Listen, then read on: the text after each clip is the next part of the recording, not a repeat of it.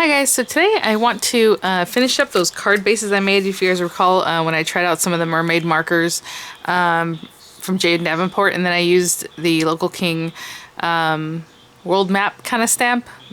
I don't remember the name of it right now, and I put it away already, but I had these two backgrounds and I wanted to use it with this set is called Wild Safari. So these are items that I did pick up. If I have a link for it, it'll just be a link just to make it easy for you to find. It's not an affiliate link or anything like that with Local King, but like I said, I did pick these up recently myself. So I'm going to put this together because we already did the background and I just want to do something fun. And I don't normally do, so what I'm going to do is stamp this with some VersaFine and then emboss it with embossing powder. And I'm still kind of debating in my mind how I want to color it. I was thinking about using my watercolors, any watercolors, but I'm like, should I use a water brush? Should I just dip it in water? You can do the same thing with, you know, your Tombos, your Local King markers, just put down some color and do it that way. Color however you like, obviously. I just want to do something different that I normally don't do, and I think it'll be fun. So I'm just going to use regular stamping paper because I do have a piece here that is just extra. This is Crafter's Companion stamping paper. And so yeah, we're just gonna get started. So this does have two different dies. I'm not even sure how I want to cut this out yet. So first things first, let's go ahead and stamp this guy out. We'll do the embossing and then we'll go from there. So I'm just going to mount this. And you know what? No, actually on this one it doesn't quite matter. I was gonna say I should use a stamp positioner, but to be honest, when I'm gonna use the VersaFine and the other stuff, it doesn't really matter. I think it'll stamp just fine the first time. So this stamp does have a lot of detail to it. It's really nice. But again, if you're just going to use it and ink it up and then you want to make sure it's really nice and dark black, you probably want to use a stamping tool, a stamp positioner, just so you know you have it in the same spot. And I'm not going to, actually I don't know, we'll see. I'm not sure if I'm going to use all the pieces or not because I am going to cut it up. So that's kind of why I was like in my mind, how am I going to do this? So rub, stamp, you know, dab, dab, dab. I'm going to put this here and hopefully get a good impression the first time. But like I said, I'm basically doing this so that I can use the embossing powder. Yeah, not bad. Actually, that's a really nice stamp already, right? Even if I wasn't using the embossing powder. I'm going to bring out this little guy, bring this guy, and I'm doing this kind of quickly because this is the evening, it's the afternoon. Miranda's watching a video here next to me. I'm just going to put some clear embossing powder. Of course, use whichever one you like. This happens to be super fine detail embossing powder. I did bring out my embossing buddy, and I still didn't use it. I tell you, I promised the gal here, I said I'll bring it out next time. So I brought one out. It's right here. It's still in its little package, and it looks like it's filled with cornstarch or something. Anyway, you rub this all over so that the embossing powder only sticks to the ink. And VersaFine takes a long time to dry, so it's a really good ink for this kind of thing. And I'm just going to heat emboss this whole thing. Once it starts reacting, that'd be great. There we go. If you can see that. So as soon as it starts reacting, I just move away to another area and just keep going. So I'm gonna let this whole thing do its thing and I'll be right back. Okay. Look at that. And it's almost like if you had just used black embossing powder. It's so good. This works so well. I'm gonna let that cool off a little bit. We don't really have to. And I think I'm going to go ahead and color it before I cut anything out. So that's going to add some time to when I can cut it out because I want to be sure it's nice and dry when I go to cut everything. But let me put this aside here. Put this back. It's still pretty warm. I guess it doesn't really matter. You know, I'm going to sit down. I just kind of hit the ground running on this one and I didn't even clear out a spot to sit down. Okay. And what I mean by that is I always put things on my stool, so there's always something on my stool. So I guess I'll just use my water brush pen, but again, you can just use a brush, you know, that you would normally watercolor with. And this one's going to be easy because basically we're going to color him gray or whatever color you want. I'm maybe going to make these leaves green. And then the background is just kind of like a silhouette background, and I don't even know if I'm going to use that, so it just depends on how I end up cutting this up and what we use. But, oh, what was that? Look, there's a carrier sheet. Oh, it's from the stamp I just used. Duh. Okay. So I already swatched these colors out the other day, and I like this color right here. It's kind of brown, grayish. Hope you can kind of see that. So I'm going to start. And what would be really cool with this is that if you had wet this, if it was watercolor paper, because then it would just kind of suck itself out into the areas, because you just made channels. So what happens when you do the embossing, it makes channels on the paper, right? Because it kind of makes like a little area that you can pull things up. But I'm just going to color this, not too much on the trunk area, just to leave like a little bit of light color there, and then just go in. And I'm just using the one color. Again, at the top and in the areas where it should be darker, I'm just going to add a little bit more color. And like back here, I'll come back in here and add a little more. And let it be light when I think it should be lighter. And this, again, is just regular paper, so it just reacts a little bit differently.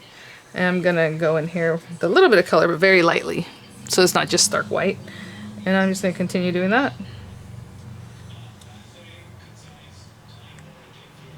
And, you know, I'm just using the one color, but you can mix in other colors. You want to bring in some gray or whatever. Let me see, maybe a little bit of gray. A little more, but it's kind of hard to tell at this point, so that's fine. And there's little eyes right here. I'm just going to clear that out so you can see his little eye a little more. You can see right there. You can see that one's probably there. That's pretty good. I mean, that's as much as color as I need. I don't really need that much. And then the leaf, that's what I'm saying. I don't know. I guess I can take like a green. Let me see. We have a lot of green on here. Maybe like this one. And I'm just going to color in here. And I'll do the same thing with the other one. And let it dry. I just realized my TVs are really loud because the commercial came on. I'm going to go turn that off, and I'll do the other one just the same way as did this one. Okay. So this is not completely dry yet. And I just realized if I hit it again, it might try to do something with my frame here. I can see that there's a little bit of watercolor kind of piled up on top of the embossing powder, so I'm just going to, or the embossed area, and just so you know, this is going to cut out, so I don't really care that it kind of got out in the other areas. I was kind of messy about it, right? I wasn't being too specific. And then this, I think we're okay, but let me just give it a dab just in case. And I will hit it real quick with a little bit of a, maybe on the back.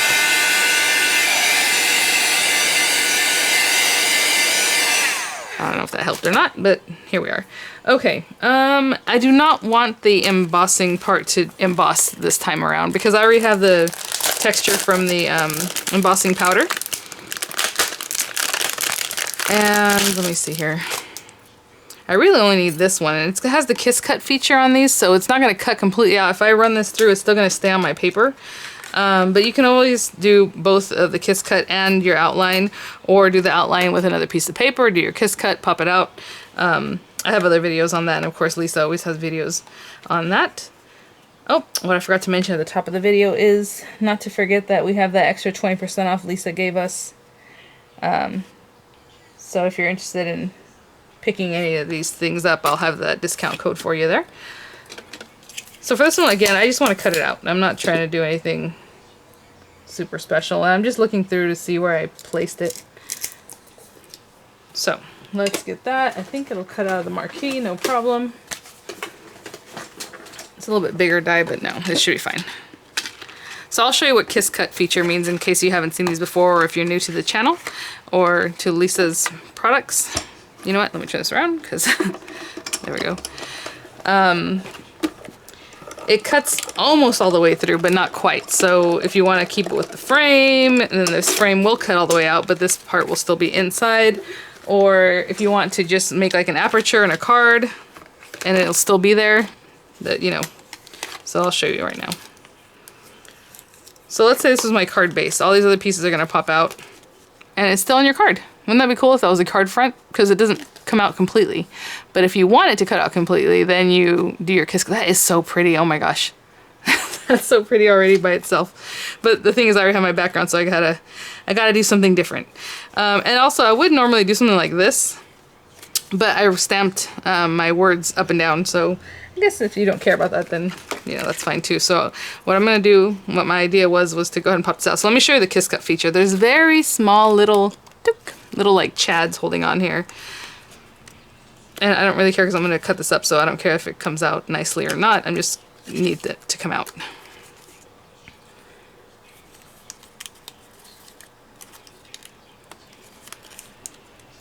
Alright.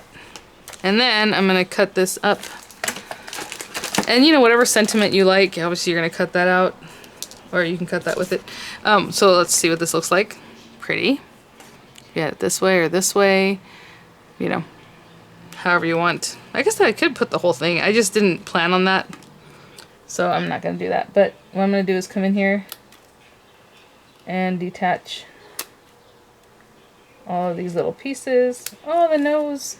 It has like a, I guess you can pick that up with a little tusk pickup. You know how she likes to do different little pieces here. And this is basically what I'm going to do. So I'm going to go around and get my little guy loose. Now what I was trying to think of is if, look how detailed that is.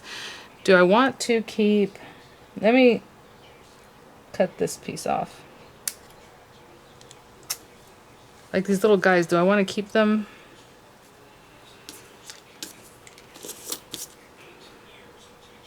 With him or just, they're so cute.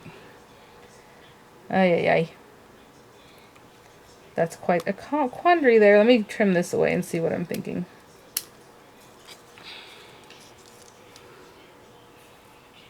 Maybe not this time around. They are very cute, and I can keep it and maybe use it on something else because it's already embossed and everything. But I'll do this. So cool. And then I'm going to trim out these guys too. So I'm going to take a moment to just trim these away so we have the two leaves separate. Okay, so just trim that away. I have my little pieces here. And I'm just going to take this piece of craft cardstock. It's 8.5 by 5.5, standard A2 size card. I'm just going to fold it in half. Again, you want to score that at 4 1/4. And since I've been requested to use bone folders, here it is. I'm going to bone fold that. There it is. All right. Again, we can go around distressing this. I don't want to. I'm going to leave it just the way it is, but it does look like it's begging to be distressed just because of the safari feel, but I think I have enough stuff put down. Maybe you can distress the edges like with a distressing tool or like your scissor, you know, get around there and make it kind of roughed up a little bit. That'd be cute. Oh, you know what? This is a little bigger than I want. Let me trim this down. Actually, that's a good thing because I have too much on here anyway. Let's see. We want to end up at 4, right? So let's do, take a little bit off there. And yes, I already put my tape, so let's put this up here. I forgot that I had just cut pieces of paper without really paying attention to what was going on there. This needs to be about 5 1/4. I'm going to cut a little bit off of here and then make that final 5 1/4. That actually works out better. So that's good. Because it gets it closer instead of having so much white around the area. It gets the ink kind of, the watercolor closer to the edge so it looks better. Alright. That is better. Okay, let's see here.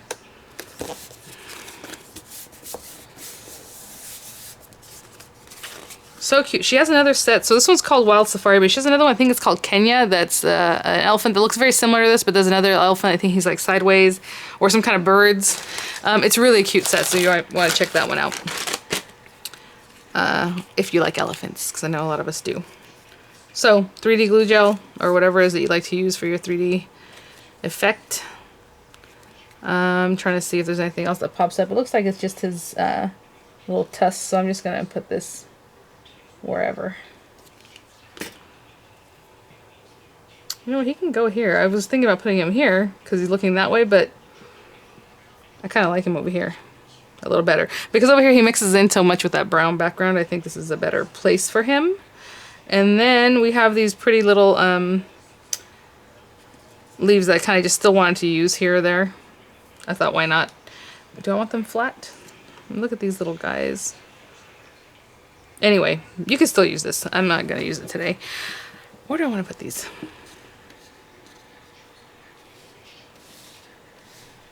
If we put them down here, then everything's down here. I don't really want that. You know, I like things to be kind of like... yeah, let's put them here. I think I'm going to stick them down flat. And then maybe I'll put some pearls or something somewhere. I don't know where. Let's get this going.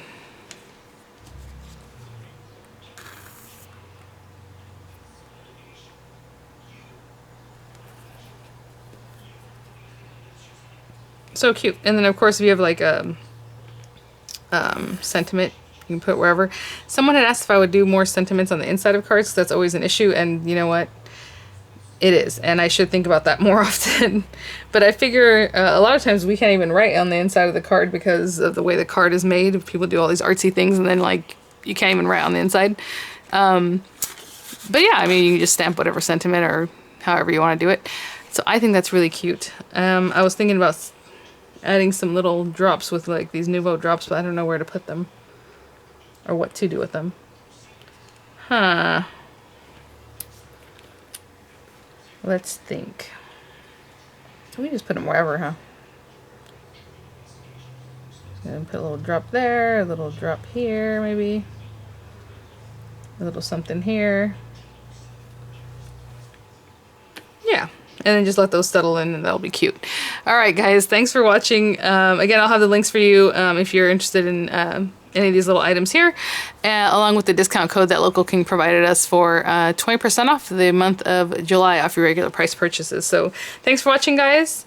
I will have the link for the original video on how I made the background in case you hadn't seen that one, and I will see you guys at the next one. Bye now.